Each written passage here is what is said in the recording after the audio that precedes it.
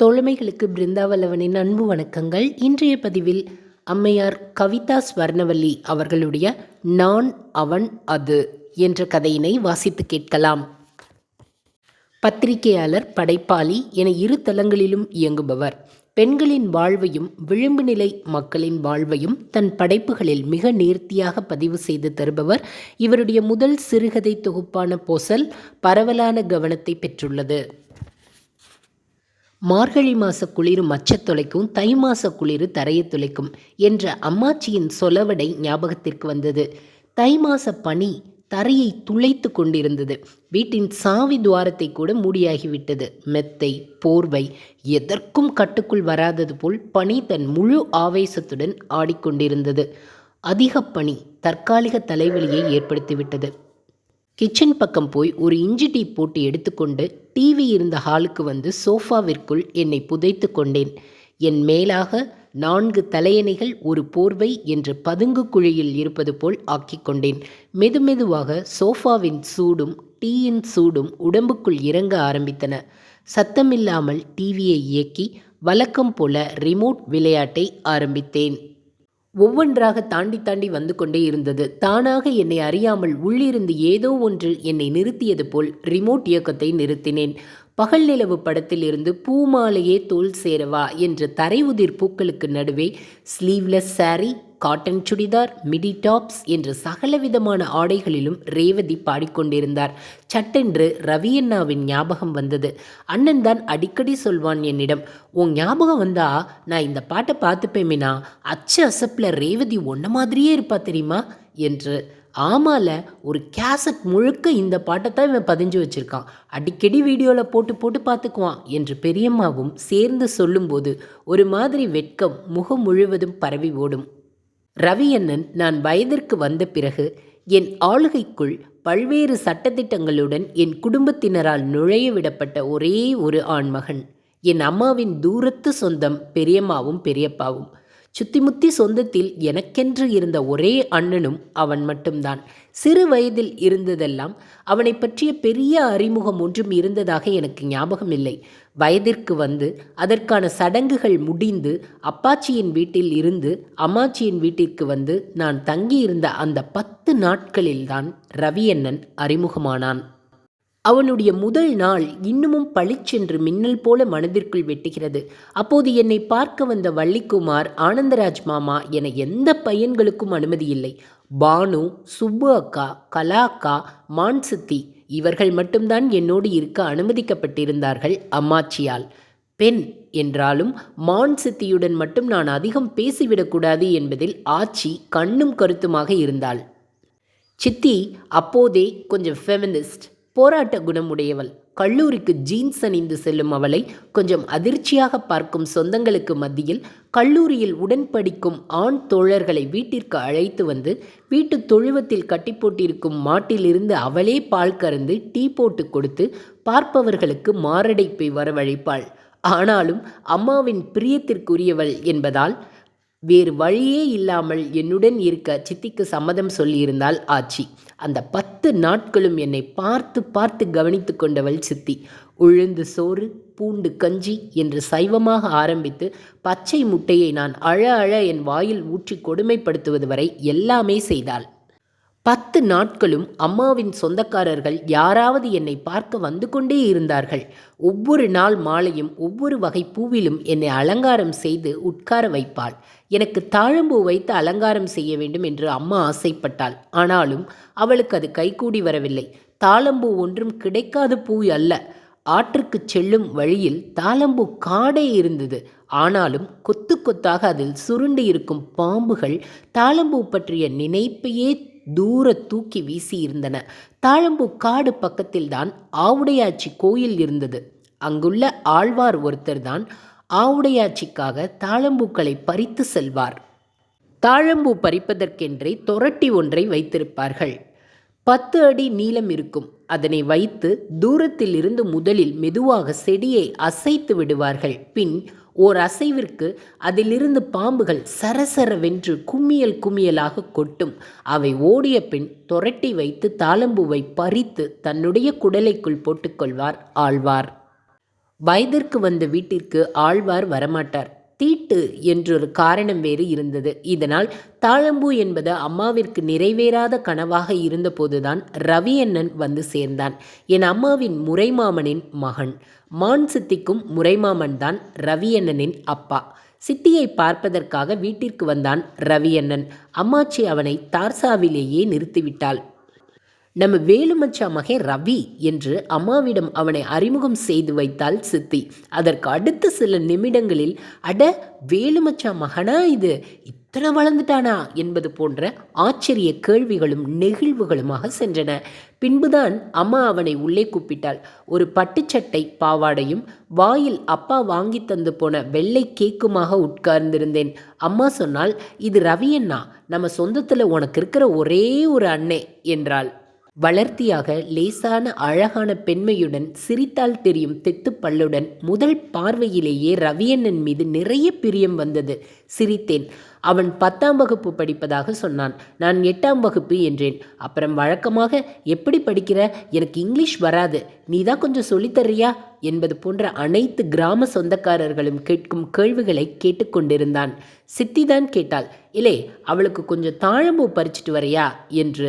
அவன் ஏதும் சொல்லவில்லை. ஆனால் அன்று மாலை கூடை நிறைய தாழம்பூவோடு வந்து நின்றான். அந்த பூவை எப்படி பறிக்க வேண்டும் என்பது எனக்கு தெரியும் என்பதால் அந்த நிமிடம் அவனை நிறையவே பிடித்திருந்தது. அதை பத்திரமாக வைத்து மறுநாள் அம்மா என் தலையில் வைத்து ஆசை தீர பின்னிவிட்டாள். அப்படியே ஊரில் இருந்த ஸ்டுடியோக்காரரை வீட்டுக்கு வரவழைத்து என்னை ஒரு ஃபோட்டோவும் பிடித்து கொண்டாள். ஸ்டுடியோக்காரரை ரவியண்ணன் தான் வீட்டிற்கு அழைத்து வந்தான். அந்த நாட்களில் கூட ரவியண்ணனுடன் எனக்கு பெரிதாக பேச்சுவார்த்தை எதுவும் இல்லை. 10-15 நாட்கள் அம்மாச்சியின் வீட்டில் கழிந்த பின் எங்கள் ஊருக்கு வந்துவிட்டோம். அதன் பின் வந்த நாட்களில் ரவியண்ணாவிடம் இருந்து வார வாரம் இன்லேண்ட் லெட்டரில் கடிதம் வரும். அப்பா அம்மாவை கேட்டு எழுதியிருப்பான். ஊரில் என்ன நடக்கிறது என்று எழுதியிருப்பான். அவனுடைய படிப்பு எப்படி போய்கொண்டிருக்கிறது என எல்லாவற்றையும் எழுதிவிட்டு கடைசியாக, மீனாவை கேட்டதா சொல்லு சித்தி என்று முடிப்பான். பதில் கடிதம் எதுவும் போட்டதாக நினைவில் இல்லை. அவனுடைய கடைசி வரிக்காக மட்டுமே நான் கடிதங்களுக்காக காத்திருப்பேன். அவன் மேல் இதுதான் என்று சொல்ல முடியாத பிரியம் நாளுக்கு நாள் அதிகரித்து கொண்டே இருந்தது. 8ஆம் வகுப்பு பிரியத்திற்கெல்லாம் காதல் என்றோ அன்பு என்றோ அன்னை தங்கை பாசம் என்றோ பேர் வைக்க இப்போதும் விரும்பவில்லை நான். அது ஒரு பிரியம், பெயரில்லா பெயரற்ற பிரியம். அந்த வருடம் முழு ஆண்டு தேர்வு விடுமுறைகள் அம்மாச்சியின் சேரன் மகாதேவியில் தான் கழிந்தன. அப்பா ஊருக்கு வரவே முடியாது என்று அம்மாவிடம் அடம் பிடித்து சொல்லிவிட்டேன். ரவியண்ணாவுடன் தான் ஒவ்வொரு மணித்துளியும். அவன் வீட்டு தார்சாவில் உட்கார்ந்திருப்பான். நான் பட்டாசாலையில். ஏதாவது பேசிக்கொண்டே இருப்போம். என்ன பேசினோம் என்று சுத்தமாக ஞாபகம் இல்லை. அதை நினைக்கையில் என்னை சுற்றி சில புன்னகைகள் சிதறுவதை பார்க்க முடிகிறது. வீட்டை விட்டு வெளியே செல்வது என்றால் அவனுடன் மட்டும்தான். வீட்டிலிருந்து கொஞ்சம் அரிசி பருப்பு திருடி தேங்காய் சிரட்டையில் வைத்து கூட்டாஞ்சோறு செய்ய சொல்லிக் கொடுத்தான். பூவரசம் இழை வைத்து பீப்பி ஊத கற்றுக் கொடுத்தான். போட்டியில் ஜெயித்த அத்தனை கலர் கலர் கோலிக்காய்களை ஒரு டப்பாவில் போட்டு அடைத்து கொடுத்தான். அந்த கோலிக்காய்களில் இருந்த வண்ணத்தை இன்னும் நான் வேறு எங்கும் பார்க்கவில்லை. ஒரு நாள் என்னை அவசர அவசரமாக அவன் குடும்பத்துக்கு சொந்தமாக தெற்கு தெருவில் இருந்த ஒரு வீட்டுக்கு கூட்டிச் சென்றான். யாருக்கும் தெரியாமல் நாங்கள் 2 பேர் மட்டும் அங்கு சென்றோம். பெரிய வீடான அதில் அத்தனை அறைகளையும் தாண்டி பின்கட்டு தோட்டத்திற்கு கூட்டிச் சென்றான். அமைதியாக இருக்கும்படி வாயில் விரல் வைத்து சைகை செய்துவிட்டு தோட்டத்து சுவரின் மூலையில் இருந்த ஒரு ஓட்டையை காண்பித்து மெதுவாகச் சொன்னான். இங்கேதான் 1000 வருஷமா ஒரு பாம்பு வாழுது. வெள்ளையா இருக்கும், அதுக்கு ரெக்க கூட இருக்கும், அப்படியே உடம்பெல்லாம் முடியா முளைச்சிருக்கோ, பறந்து வந்து குத்தோ என்று அந்த 1000 வருட பாம்பை பற்றி கதை சொல்லிக் கொண்டே போனான். நான் பயத்தில் சப்தமில்லாமல் அழ ஆரம்பித்து விட்டேன். நான் அழுவதை பார்த்து கொஞ்சம் கூட எந்த உணர்ச்சியும் இல்லாமல் சொன்னான், நாம் அந்த பாம்பை பார்க்கத்தான் இங்கே வந்திருக்கோம் என்று. வீட்டை விட்டு வெளியே போக வழி தெரியாத நிலையில் அவனுடன் அன்று நாள் முழுக்க காத்து கிடந்தேன், வெள்ளை பாம்பை பார்ப்பதற்காக. ஆனால் பாம்பு எதுவுமே வரவில்லை. வீடு போனவுடன் எனக்கு விழுந்தது முதுகில் 4 சாத்து அம்மாவிடம் இருந்து. அதன் பின் வெளியே செல்ல எனக்கான அனுமதி கட்டுப்படுத்தப்பட்டு விட்டது. ரவி அண்ணனுடன் வெளியே செல்லாத நாட்களில் அந்த வயதில் என்னவென்று சொல்லத் தெரியாத ஒரு வலியை, வெறுமையை உணர்ந்திருக்கிறேன். வீட்டிற்கு வருவான். எனக்கும் அவனுக்கும் நடுவே வெளியே போக முடியாத, கூட்டாஞ்சோறு சமைக்க முடியாத, பீப்பி ஊத முடியாத, வெள்ளைப்பாம்பு பார்க்க முடியாத எங்களின் வருத்தம் அமர்ந்திருக்கும். என்ன பேசுவது என்று தெரியாமல் அமைதியாக இருப்போம். அதன்பின் ரவியண்ணன் வீட்டுக்கு வருவதையும் குறைத்து கொண்டான்.